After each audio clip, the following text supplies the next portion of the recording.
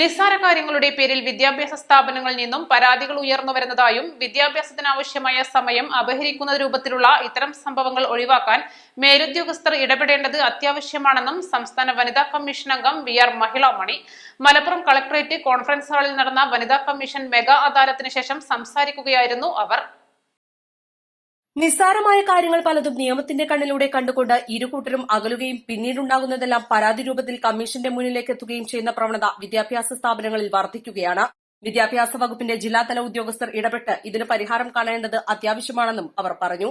വനിതാ കമ്മീഷന്റെ ആഭിമുഖ്യത്തിൽ സംസ്ഥാനത്തെ ഹൈസ്കൂൾ, ഹയർ സെക്കൻഡറി വിദ്യാർത്ഥികൾക്കും സ്ത്രീകൾക്കുമായി വിവിധ വിഷയങ്ങളിൽ ബോധവൽക്കരണ സെമിനാറുകൾ സംഘടിപ്പിക്കും.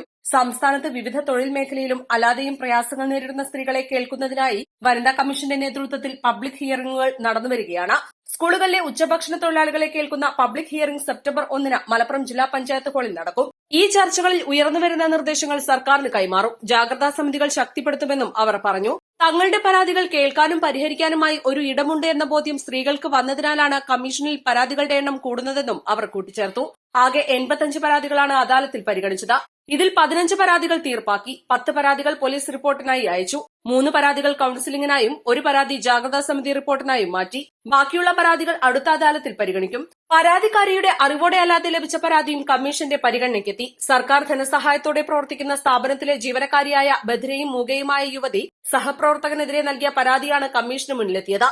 എന്നാൽ ഈ പരാതി സംബന്ധിച്ച് തനിക്ക് അറിയില്ലെന്നും തെറ്റിദ്ധരിപ്പിച്ച് ഒപ്പുവെപ്പിക്കുകയായിരുന്നുവെന്നുമാണ് യുവതി അദാലത്തിൽ അറിയിച്ചത്. ഓഫീസുമായി ബന്ധപ്പെട്ട വിഷയത്തിൽ യുവതിയെ കരുവാക്കി പരാതി നൽകുകയായിരുന്നുവെന്നും എതിർകക്ഷിയും യുവതിയും തമ്മിൽ പ്രശ്നങ്ങളൊന്നുമില്ലെന്നും വനിതാ കമ്മീഷന് ബോധ്യപ്പെട്ടു.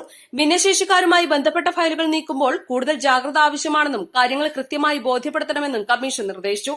മുൻപിൽ വരുന്ന കേസുകളിൽ കൂടുതലും ഗാർഹിക പീഡനവുമായിട്ട് ബന്ധപ്പെട്ട കേസുകൾ അധികം വരുന്നുണ്ട്. അത് ഓരോ ദിവസവും കൂടിക്കൊണ്ടുവരുന്ന എന്നുള്ള രൂപത്തിലാണ് നമുക്ക് കിട്ടുന്ന പരാതികളേറെ. ഇന്ന് വന്ന കേസുകളിൽ ഏറ്റവും പ്രധാനപ്പെട്ടതെന്ന് പറയുന്നത് ഇവിടുത്തെ ഒരു സ്ഥാപനം കേന്ദ്രീകരിച്ചുകൊണ്ട് സ്ഥാപനത്തിൽ ജോലി ചെയ്യുന്ന 2 പേർ, പരാതിക്കാരിയും എതിർകക്ഷിയും ഒരേ സ്ഥാപനത്തിൽ ജോലി ചെയ്യുകയാണ്. പരാതിക്കാരി യഥാർത്ഥത്തിൽ അറിയാത്തൊരു പരാതിയാണ് ഇവിടെ വന്നിരിക്കുന്നത്. പരാതി സംബന്ധമായിട്ടുള്ള വിഷയത്തിൽ ഒപ്പിട്ടിരിക്കുന്നതും പരാതിക്കാരി തന്നെയാണെന്ന് പറയുകയും ചെയ്യും. ഇതെന്താണ് സംഭവിച്ചതെന്നുള്ളത് ഒരുപക്ഷെ ഓഫീസിലെ മറ്റ് ഫയലുകളോടൊപ്പം ഈ കുട്ടി പേപ്പർ വായിച്ചു നോക്കാതെ, ഫയലിൽ എന്താണോ എഴുതിയിരിക്കുന്നതെന്ന് വായിച്ചു നോക്കാതെയാണ് അങ്ങനെ ആയിരിക്കണം പരാതി ഇവിടെ വന്നു എന്നുള്ളതാണ് പറയുന്നത്.